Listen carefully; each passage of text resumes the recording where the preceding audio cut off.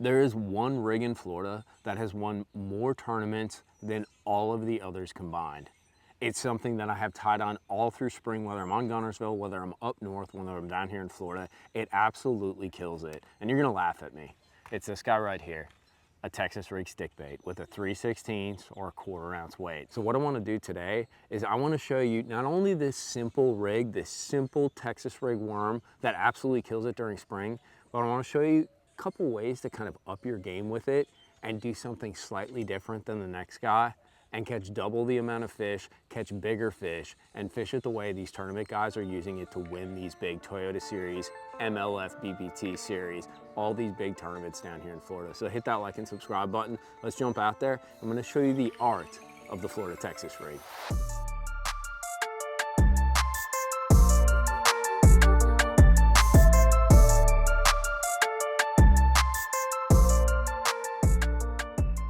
So this rig is super simple. Basically what we have is, this is a little 4-aught BKK O'Shaughnessy, just your standard kind of worm hook. We got a Monster Bass 3/16, or you can use a 1/4 depending on how deep you are, tungsten weight, just your standard bullet weight and a little bobber stopper. Now setups wise, I'm gonna be using, this is a 7-foot medium heavy Halo XD3.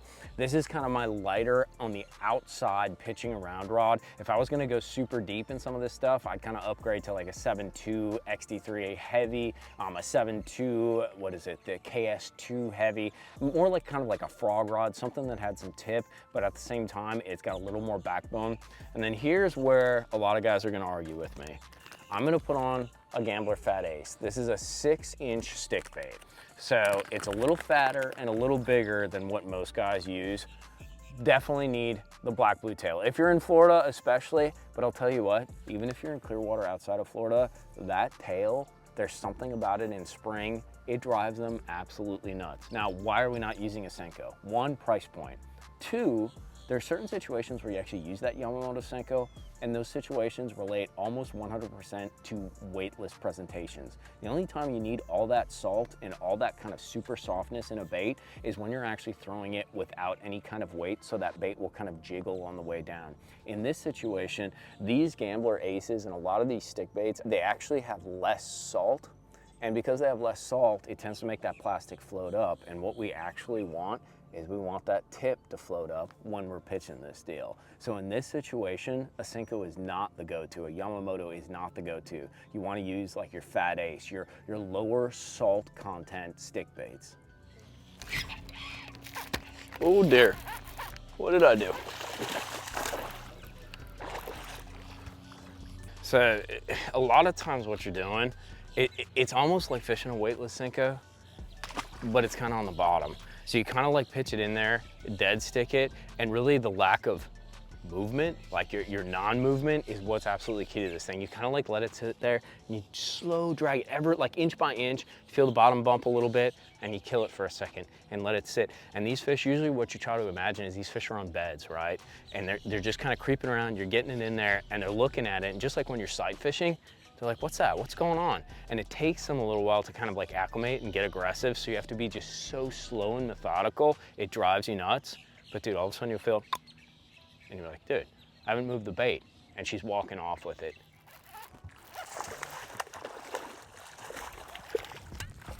God, that's another male, dude. It's the other thing. You start seeing where all the males are, and you're like, now I know where the girl's going. So one of the real arts of this is the delivery. And it sounds kind of like counterintuitive. You don't want to hit anything.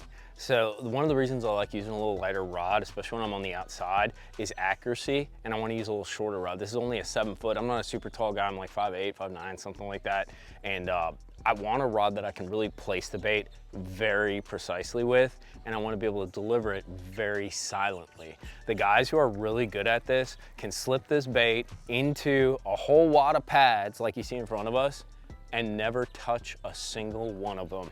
You gotta think about it as, if you're hitting the pads, it's sort of unnatural, like it's spooking the fish. You have to imagine these fish are on beds, just kind of slinking around the stems of this cover, these isolated stalks, isolated dock posts, things along those lines, and you're just trying to put the bait in there ever so quietly. The other trick And this is huge. You can ask JT, you can ask Sean Grigsby, any of the Florida guys, dude. The art is throwing it by the target. And what I mean by the target, you always want to go a couple feet past, because what actually happens is this worm glides down as you kind of engage your reel, and you're always kind of losing a little bit on the end of your cast. So if you're actually pitching or casting slightly past your target, you can bring it into that target. And that's one of the most important things. You don't want to disrupt that exact area that you're targeting. You want to go past it and come to it. It's a little better one. Get in here. Now that right there, that's Chunk Wonkerson. That's what you're looking for. And sometimes you get lucky, dude. Let me get her back, dude. Look how square that fish is. Sometimes they're gonna eat it on the drop, but it's all about that presentation, right? If I would have hit a pad, or if I would have hit any piece of cover that's around there, it disrupts it, right? But when you kind of slip it right in there, you know how she likes it, right? If you slip it right in there, it's like, they're like, oh, something just invaded my bed. It's a natural predator, I have to get it. That's a better one.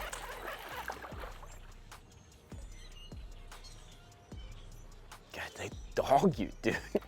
When they're fat and angry, they're absolute dogs. A nice 3-pounder, but that's the male. When they do that, you know they're the male, dude, because they're peeing.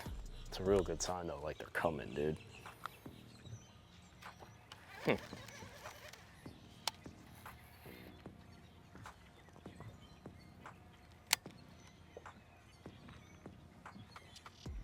Fish, Quentin.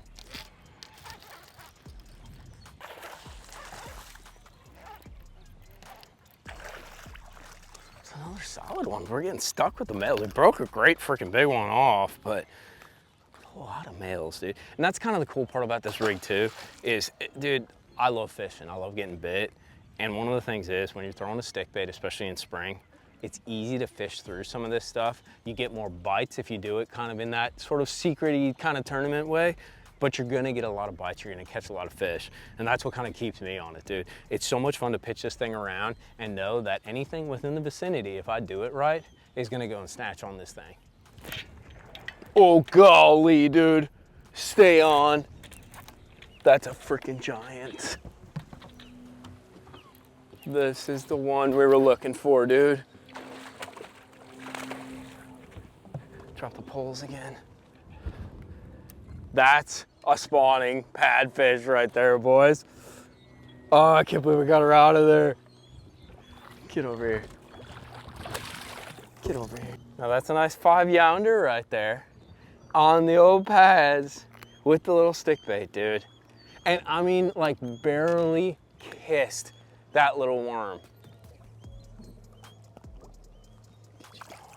We're gonna wrap this thing up and head back and hang out with Bogster. But some key points with this deal, it's fun. Like, it's worm fishing, dude. It's old school, it's cover fishing. You're fishing around kind of isolated targets, dude, so you can always catch a giant bass. And especially during the spawn, this just seems to be one of those ways that catches them year in and year out. Now, key things that'll make you like a little bit better. Everybody throws the rig, right? Everybody's throwing this stick bait, throwing maybe a weightless one, throwing one on like a Texas rig with a little bit of a weight. But the key things that really differentiate the guys who excel at this, like on the tournament level, on the weekend kind of tournament level, it's delivery, putting that thing in there without hitting the objects, going past the object, bringing it in, not making a bunch of commotion, dude. The other thing too is tensioning the line instead of dragging. You're really trying to minimally move that bait. I use my power poles in this a ton, dude. I will stop and pick apart like a stretch of pads, a stretch of like Kissimmee grass or something like that for 5 or 10 minutes. It's maybe 25, 30 yards long. If you know they're there, you want to get every little cut, every little lane, every little isolated strand. You want to pick those things apart and just put a little tension on that line and kind of let it soak, dude. It's very much like old school, old man fishing, dude. But check it out. I'll put links to the Fat Ace, you know, 3/16 weight, 1/4 ounce weight, the rod, all the setup down in the description box at Tackle Warehouse and Monster Bass. Grab yourself a stick worm though. You don't need a Senko. grab a fat ace, grab one with a little more plastisol than salt, and get out there and just start pitching targets. Practice your pitching, practice your flipping, deliver it quietly, and hold on, dude, because it's the best way to catch some of the biggest fish of the year. Hit that like and subscribe button for me. We'll see you back out on the water, hanging out with Boxster, talking fishing from fireballs. Later, boys.